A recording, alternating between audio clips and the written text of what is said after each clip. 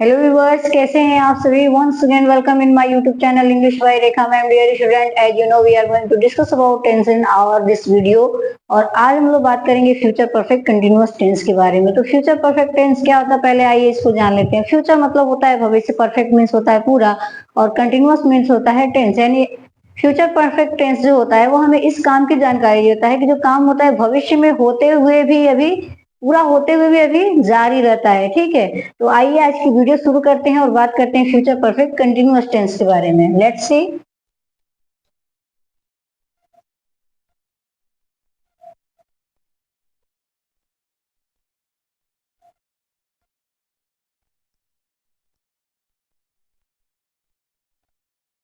अब देखिए, future perfect tense की जो हेल्पिंग वर्ब होती है सबसे पहले वो जान जाइए। और एक चीज और आपको पता होगा कि चाहे फ्यूचर परफेक्ट हो, चाहे पास्ट परफेक्ट हो, या फिर प्रेजेंट परफेक्ट कंटिन्यूअस टेंस हो, इन तीन टेंस की एक खासियत है कि इसमें आपको क्या होता है, वर्किंग टाइम दिया गया होता है। ठीक है, और इस तरह से इसकी जो हेल्पिंग वर्ब हो जाती है have plus been plus V1 plus ing और प्लस सिंस या फॉर और प्लस आपकी वर्किंग टाइम। यानी ये आपका क्या, एक मोटे मोटे में आपको इसके बारे में डिटेल इन्फॉर्मेशन है। ठीक है, कि फ्यूचर परफेक्ट टेंस होता क्या है। अब इसमें तीन तरह के वाक्य होते हैं। तो पहले बात करते हैं अफर्मेटिव की। अब देखिए, जो अफर्मेटिव सेंटेंस होता है इसकी पहले हेल्पिंग वर्ब देखते हैं। सबसे पहले आपका आ जाएगा सब्जेक्ट। सब्जेक्ट के तुरंत बाद आपका क्या आ जाएगा, विल या शैल, क्योंकि बात फ्यूचर टेंस की हो रही है ना। विल या शैल आ गया। अब विल या शैल आ गया, इसके अब तुरंत बाद क्या आएगा, आपका विल और शैल क्या है, हेल्पिंग वर्ब है। लेकिन इसके हेल्पिंग वर्ब के साथ हमने अभी एक और वर्ब हेल्पिंग वर्ब लगानी, वो क्या है, हैव बीन। ये आपकी मॉडल है, यानी फ्यूचर टेंस की हेल्पिंग वर्ब भी होती है। अब हैव बीन लग गया। अब इसके तुरंत बाद आपका आ जाएगा क्रिया का फर्स्ट फॉर्म में ing। ठीक है, ये ing हो गया, ऐड हो गया। अब इसके बाद आपका आ जाएगा ऑब्जेक्ट, और ऑब्जेक्ट जब आ गया इसके बाद तुरंत आपका आ जाएगा सिंस या फॉर प्लस टाइम, यानी काम करने का समय। अब इसको हम लोग एग्जाम्पल के थ्रू और ब्राइटली अंडरस्टैंड करेंगे कि जब एग्जाम्पल क्या होता है ना, कि एग्जाम्पल की हम लोग जितनी ज्यादा डीपली स्टडी करते हैं उतनी इजिली हमको क्या होते हैं, हर एक चीज अच्छे से अंडरस्टैंडिंग हो जाती है। जैसे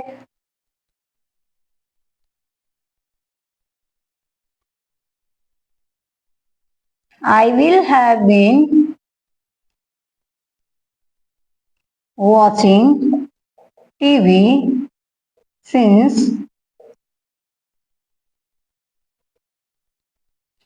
I will have been watching TV since morning, यानी मैं सुबह से टीवी देख रहा हूँगा। अब देखिए नेक्स्ट, अब देखते हैं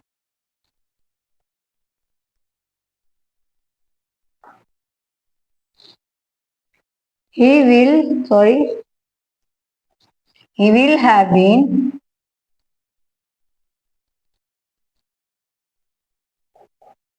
working there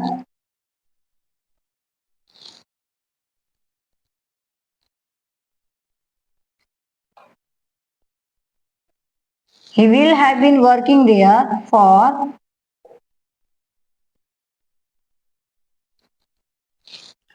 he will have been working there for 5 days, यानी वो 5 दिनों से वहां काम कर रहा होगा। अब नेक्स्ट आपका है he will have been, या सी लगा सकते हैं।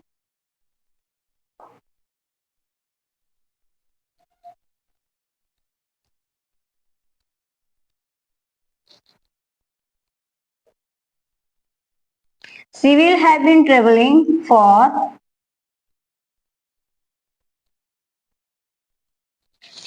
वह 2 दिनों से क्या कर रहा होगा, यात्रा कर रहा होगा। अभी आपने एक चीज नोटिस किया होगा कि आई के साथ भी विल लग गया है। ठीक है, और बाकी सबके साथ भी विल लगा हुआ है। ठीक, let me one thing clear you. अभी जो आपका मॉडर्न ग्रामर आ गया है उसमें पूरी तरह से शैल का प्रयोग समाप्त करके और हर जगह आई के साथ भी विल को और वी के साथ भी विल को अनिवार्य कर दिया है। तो इसके लिए आप लोग कंफ्यूज नहीं होता, हम यहाँ पे विल की जगह पे शैल भी लगा सकते हैं। ठीक है, ये रहा हमारा अफर्मेटिव सेंटेंस। अब हम लोग बात करते हैं निगेटिव सेंटेंस की।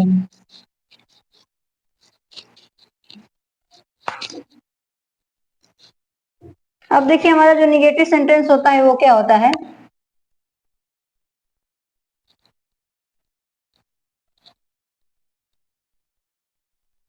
और बहुत ज्यादा आपको एक्स्ट्रा वरीड होने की जरूरत नहीं है, क्योंकि आपने थोड़ा सा अंडरस्टैंडिंग पावर अपना बढ़ा देंगे तो उससे आपको क्या हो जाएगा कि चीजें और भी अच्छे से समझ में आ जाएंगी, आप इजिली अंडरस्टैंड कर लोगे। सबसे पहले हमारा आ गया सब्जेक्ट, इसके बाद आ गया हमारा विल या शैल, और उसके तुरंत बाद हमारा आ जाएगा नॉट, और उसके बाद हमारी आ जाएगी हैव बीन।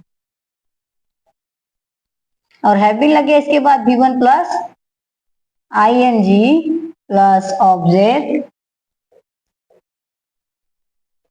प्लस सिंस या फॉर, और प्लस आपका हो गया टाइम। अभी इसको भी एग्जाम्पल के थ्रू समझेंगे,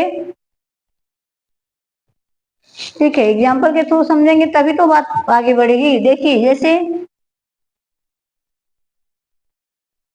she will not have been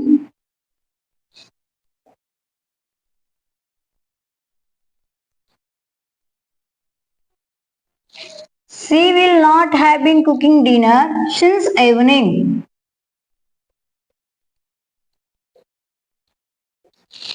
She will not have been cooking dinner since evening, यानी कि वो शाम से खाना नहीं बना रही होगी।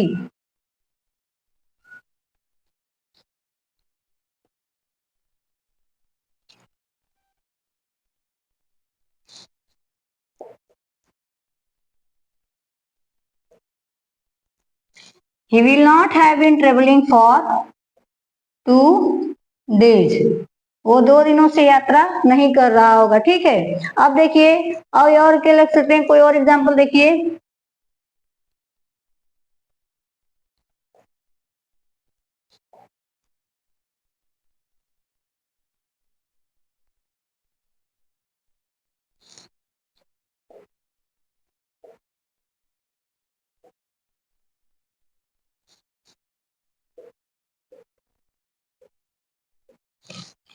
They will not have been teaching here for 5 PM.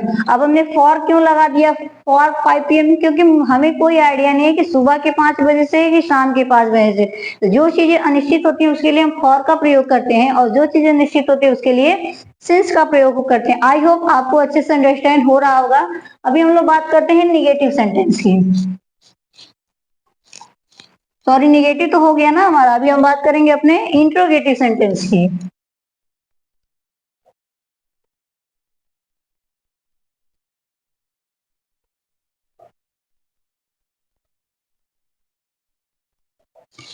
अब देखिए, इंट्रोगेटिव जब सेंटेंस आप लोग पढ़ोगे तो इसमें सबसे पहले आपका क्या आ जाएगा, विल या शैल आ जाएगा, क्योंकि आपको पता है कि हर टेंस में हम लोग जब पढ़ रहे हैं, जब बात इंट्रोगेटिव की आ रही है तो उस टेंस की जो हेल्पिंग वर्ब है वो क्या होती है, सबसे पहले आ जाती है।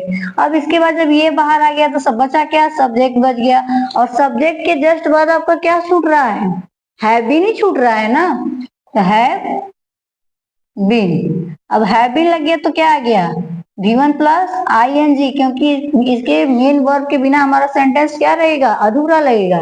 और इसके बाद तुरंत आपका आ जाएगा ऑब्जेक्ट, और ऑब्जेक्ट के जस्ट बाद आ जाएगा आपका सिंस या फॉर, और प्लस आपकी आ जाएगी टाइम, और उसके जस्ट बाद आप क्या आ जाएगा, क्वेश्चन मार्क। इसी तरह से जब अगर बात, ये तो हुआ कि जैसे क्वेश्चन वर्ड वाक्य के पहले आ जाए, लेकिन अगर क्वेश्चन वर्ड वाक्य के बीच में आ जाए तो उस समय में आप लोग क्या करोगे, सबसे पहले क्वेश्चन वर्ड लिख देंगे, उसके बाद आपकी आ जाएगी हेल्पिंग वर्ब विल या शैल, उसके जस्ट बाद आपका आ जाएगा सब्जेक्ट, उसके बाद आपकी आ जाएगी हैव बीन, उसके बाद आपकी आ जाएगी V1 प्लस ING, उसके बाद आपका आ जाएगा ऑब्जेक्ट प्लस सिंस या फॉर, और प्लस आपकी आ जाएगी टाइम, और उसके जस्ट बाद आ जाएगा आपका क्वेश्चन मार्क। आई होप आप लोग अच्छे से समझ पा रहे होगे। अभी इसको एग्जाम्पल के थ्रू समझते हैं। जैसे will she have been, will she have been waiting for you for 2 days, और लास्ट में हमारा question mark. Yes, will she have been waiting for you for 2 days, क्या वो बीते 2 दिनों से तुम्हारी प्रतीक्षा कर रही होगी। अब देखिए, will they have been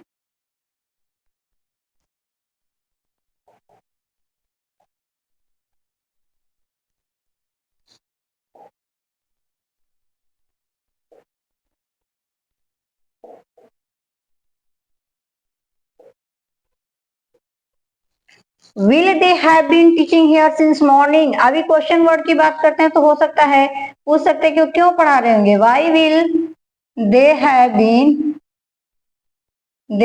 been teaching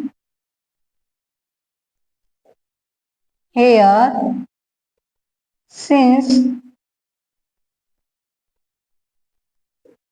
यानी जब वाक्य के पहले अगर आपका ये क्वेश्चन वर्ड आ रहा है, क्या पहले आ रहा है, तो इसका जवाब आप लोग यस या नो में दे सकते हैं। लेकिन सॉरी, अगर बीच में आ रहा है तब आप लोग उसका जवाब यस या नो में नहीं दे पाएंगे। ये जैसे आपका आ गया कि वो क्यों आपका बीच में आ गया, पूछ रहा है कि क्या, जब क्या से वाक्य शुरू हो गया पहले, यानी कि हेल्पिंग वर्ब के थ्रू हो गया जब आपका वाक्य शुरू, तो आप लोग उसका जवाब एक या दो शब्द, जैसे will she have been waiting for you for 2 days, तो आपको पता है कि हाँ कर रहा है तो हाँ, नहीं कर रहा है तो नहीं। लेकिन पूछा है कि why will they have been teaching here since morning, वे लोग यहाँ सुबह से क्यों पढ़ा रहे हैं, तो आपको इसके लिए एक सेंटेंस में अपना पूरा आंसर लिखना पड़ेगा। और आई होप कि आपने अच्छे से टेंस स्टडी कर लिया। मैंने आपको प्रेजेंट पढ़ाया, पास्ट पढ़ाया, फ्यूचर पढ़ाया, और आई होप आपने अच्छे से अंडरस्टैंड किया, आपको समझ में आया होगा। आप लोग कमेंट के थ्रू अपने व्यू देते रहिएगा। Thank you, till then good bye.